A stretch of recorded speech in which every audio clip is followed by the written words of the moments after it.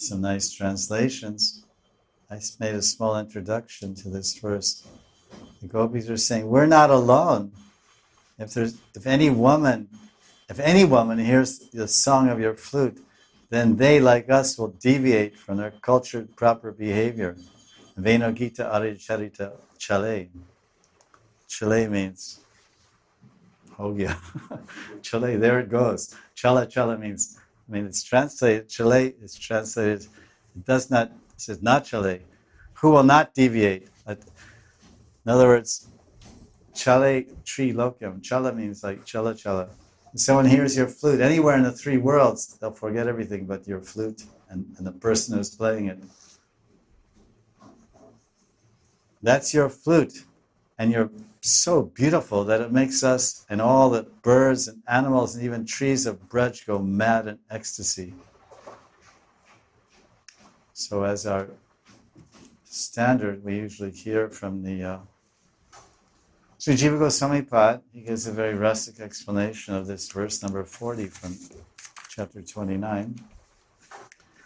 Sri Krishna said that if you stay with me because you're bewitched and samohitarya, by my flute, then you will be mocked and ridiculed by those ladies who are faithful to their husbands. So replying to that, and that's why the gopis are speaking this verse, because it's not written, but Jiva Goswami is saying, we're not hearing Krishna's response to verse 39 that the gopis spoke. Dehi dasyam.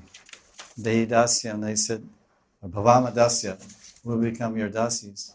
So this is verse 40. So between 39 and 40 of the gopis speaking, Krishna interjected and said, oh, you will be mocked by all the chaste ladies, all the Arundhati and Shachi and all the chaste devis of the universe. They are loyal to their husbands. And in anger, the gopis become angry and they reply in verse number 40. So verse number 40, which we're discussing right now, is spoken in anger. Listen, oh Anga, what woman in all the three worlds wouldn't abandon all the religious activities once she's bewildered by hearing your flute? You're citing all these ladies, Arundhati and Sachi, etc., that are so chaste and loyal to their husbands. Why are they so? Because they have not heard your Yata Veno Gita. They have not Kala Palayata Veno Gita. They have not heard the artistic, playful sound of your Murli. But if they do, they will be just like us. Samohita Arya Charita. Samohita Arya Charita. Very beautiful Sanskrit. Samohita Arya Charita. Samohita Arya Charita.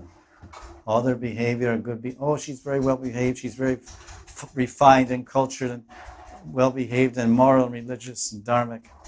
Not now. Samohita. Kahan Krishna, Kahan Sham, Kahan Krishna, Kahan Sham, Kahan Vrindavan.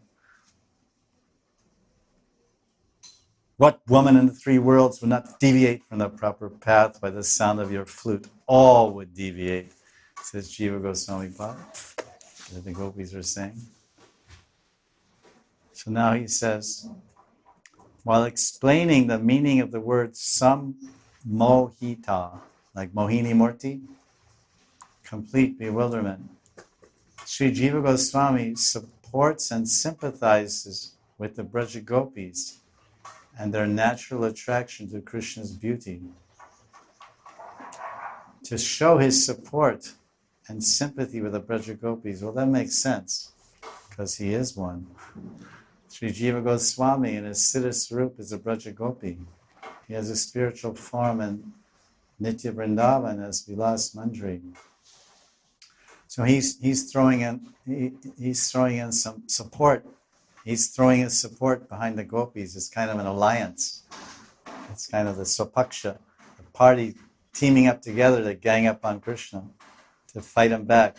So he's supporting and sympathizing with the Braja Gopis and their natural attraction to Krishna's beauty. And to do that, in his Tika, Sri Jiva Goswami cites another Bhagavatam verse reference to prove how not only the cowherd girls But even the Devis and most powerful devas like Brahma, Shiva, also become samohita.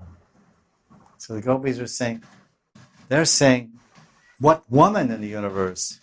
Because we're women and we're samohita.